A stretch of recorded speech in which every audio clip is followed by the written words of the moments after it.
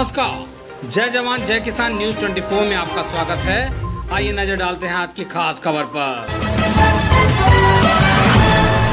Kids care school trauma center gate number 4 सफाई में स्थित है। कॉलेज के प्रबंधक रीना दुबे जी से संपादक कुमार गौरव की खास मुलाकात। कॉलेज के प्रबंधक रीना दुबे पिछले कई साल से शिक्षा के क्षेत्र में जुड़ी हुई हैं। कॉलेज के प्रबंधक रीना दुबे ने बताया कि कोरोना काल के समय में भी ऑनलाइन लगवा रहे थे क्लासेस। कॉलेज के प्रबंधक रीना दुबे ने कहा कि शिक्षा उस शेरनी का दूध है जो पिएगा वो दहाड़ेगा। कॉलेज की प्रबंधक रीना दुबे ने कहा कि अपने जीवन में सिर्फ शिक्षा को आगे बढ़ाने के लिए हमने ये कदम उठाया है। उन्होंने कहा कि कोरोना काल के बाद स्कूल में लगवा रहे थे एक्स्ट्रा क्लासेस। स्कूल के प्रबंधक रीना दुबे ने कहा कि बिना शिक्षा के मनुष्य जानवर के समान है।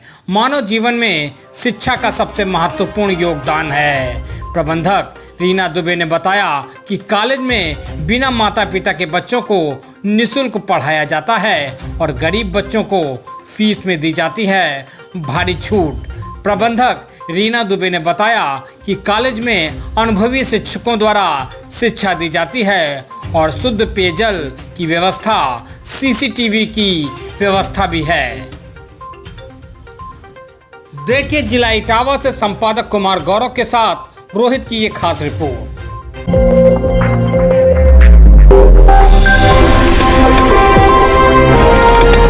मैं इटावा की अगर बात करूं तो ब्लॉक सैफी में अभी जहाँ बैठा हूं, विद्यालय का नाम है किड्स केयर स्कूल, जो कि ट्रामा सेंटर के गेट नंबर 4 पर स्थित है।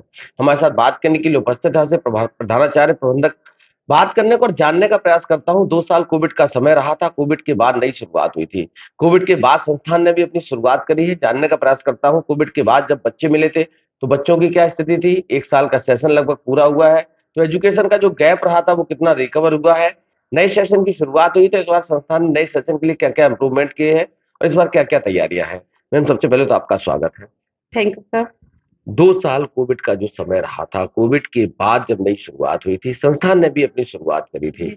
बच्चों की क्या स्थिति रही? बच्चों की, वो बच्चे बहुत वीक आए हुए थे और बहुत एज बहुत ज्यादा हो गई थी बच्चों की, जो क्लास के अकॉर्डिंग।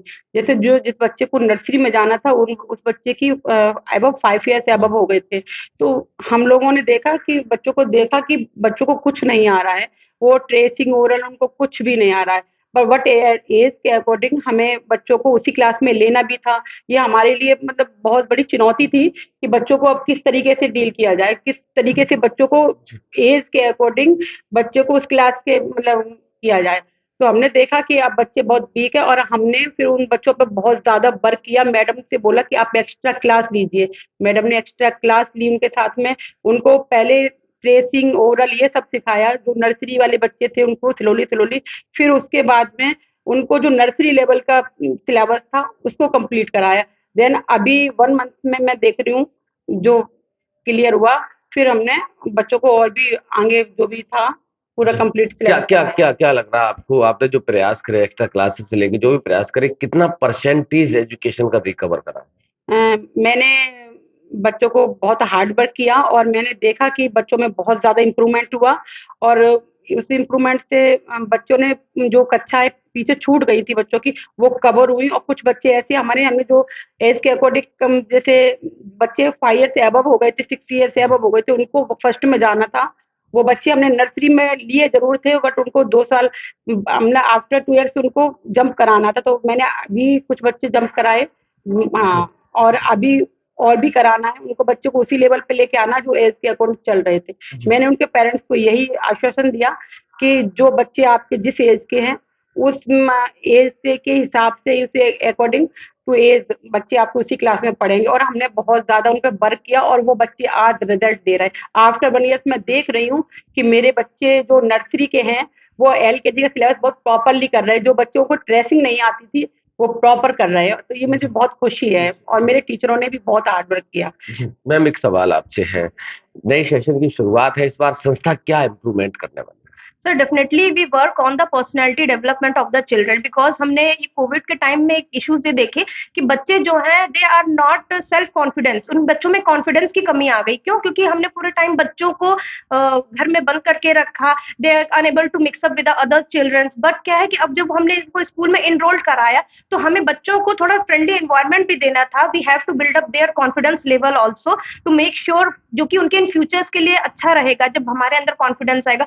तो जो लास्ट ईयर था, मैम ने जैसे कि बताया, she has already told that we have already done a good work on the academic पे हमने किया, but still we have also worked on their the personality development, and we also focused on their the physiques also, कि बच्चे healthy खाएं so that they can fight from the upcoming issues जो अभी हमारे और भी आप सुन ही रहे होंगे कि there are so many variants of the corona which are coming। so बच्चों को जो है हमने एक अच्छा time table, food time table भी प्रोवाइड कराते हैं, जिसमें कि बच्चों को हम एवरीडे हम बताते हैं कि वी हैव टू, बच्चों को अच्छा खाना है। ये सब तो these are the some points which we have on which we going to work in future also. इन्हीं पॉइंट्स पे हम आगे भी काम करेंगे कि हमारा स्कूल में 3 मेन बेसिक्स है सर, कि we will work on the academic, बच्चों की अच्छी पढ़ाई होनी चाहिए, but they have a good personality development also. एक उनकी अच्छी पर्सनैलिटी होनी चाहिए जिससे कि वो आगे चल के अपने आप को समाज में, हमारे स्कूल के बच्चे अगर यहाँ से निकले तो लगे कि हाँ इस बच्चे में नॉलेज है, ये अपने आप को प्रेजेंट कर पा रहा है। And the third point is on their the health issues. हमें उनके हेल्थ इश्यूज पे भी ध्यान देने हैं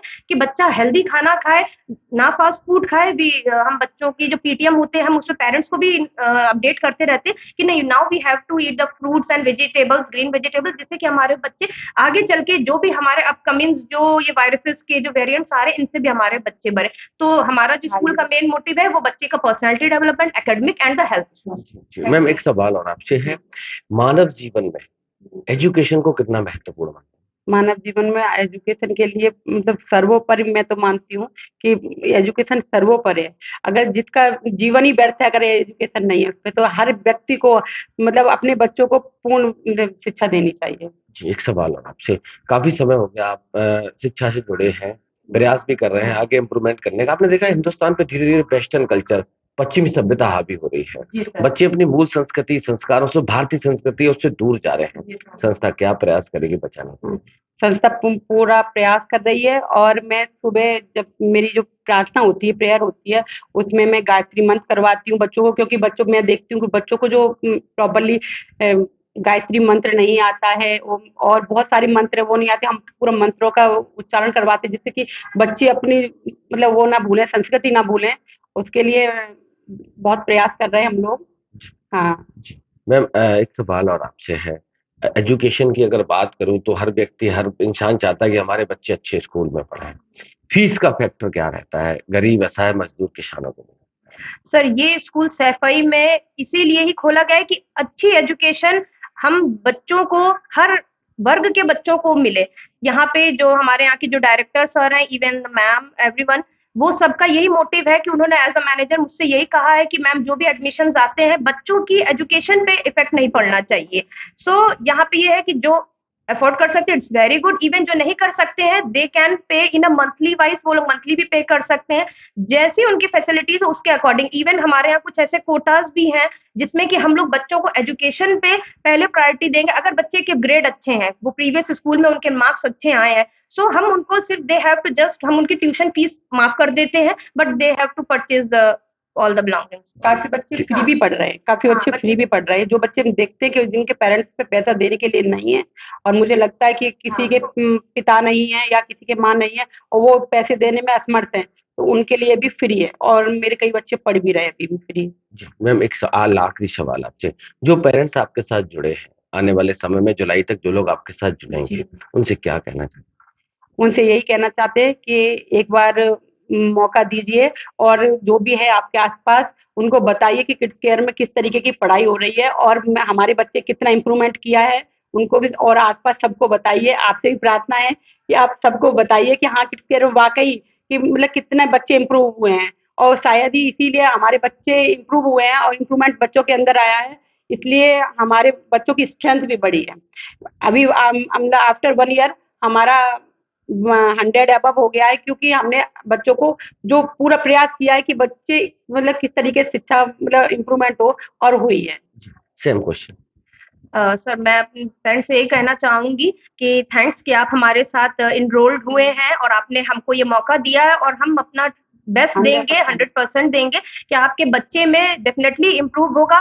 आपको ये लगेगा कि सैफई में हमारा बच्चा जो है वो दिल्ली और लखनऊ जैसे स्कूल जैसे बच्चों के साथ वो टक्कर कर सकता है। क्यों? क्योंकि हम उसको, इसीलिए हमारे जो टीचर्स जो हम रख रहे हैं, they are the highly educated, well educated, highly educated, and we use maximum the English version. हम उनका जो है मीडियम हमारा इंग्लिश ही है। और बस जैसा कि मैंने आपसे कहा है कि हम बच्चे की ओवरऑल पर्सनैलिटी, जब हमारी पर्सनैलिटी स्मार्ट होती है सर, तो डेफिनेटली हम कहीं भी अपने आप को प्रेजेंट करने के लिए रहते हैं। तो थैंक यू सो मच।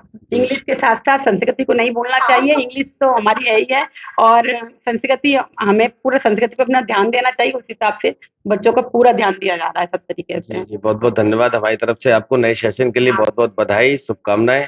धन्यवाद।